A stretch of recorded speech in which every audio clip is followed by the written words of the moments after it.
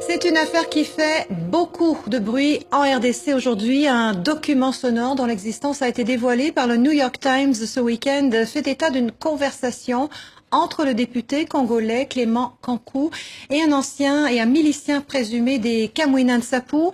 L'entretien daterait du mois d'août 2016, soit juste avant la mort du chef coutumier. Les détails d'Emmanuel Godard.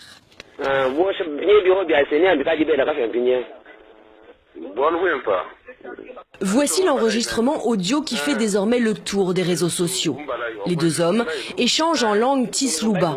Il s'agirait de Clément Kankou, député du Kasaï, et d'un milicien de Kamwina Nsapu. Le milicien raconte à Clément Kankou les violences auxquelles ces hommes viennent de se livrer. Puis, il parle du meurtre d'un officier et d'une attaque à venir. Le député demande des détails. C'est le New York Times qui a révélé ce dimanche l'existence de cet enregistrement. Un document qui se trouvait dans l'ordinateur de l'experte de l'ONU, Zaïda Catalan. Elle et son confrère, Michael Sharp, ont été tués sauvagement en mars dernier. 2 miliciens de Kamwina Nsapu sont aujourd'hui accusés de ces meurtres. Autre fait étrange, cet enregistrement date du 8 août 2016, donc avant la mort du chef traditionnel Kamwina Nsapu, et donc avant les massacres de grande ampleur qui s'en sont suivis. Et surtout, il était connu des autorités congolaises depuis août dernier.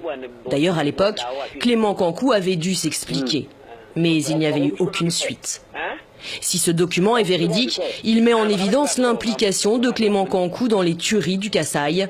Mais pour le moment, il suscite beaucoup de questions.